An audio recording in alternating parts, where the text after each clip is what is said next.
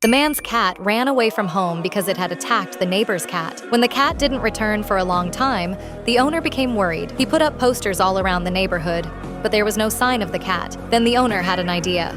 He fed a smart cat from the neighborhood, showed it the missing cat's picture, and let it sniff some of its fur. Now, this clever cat set out like a detective to find the missing cat. The owner followed him, and in a short time, the detective cat succeeded in finding the beloved missing cat. Subscribe.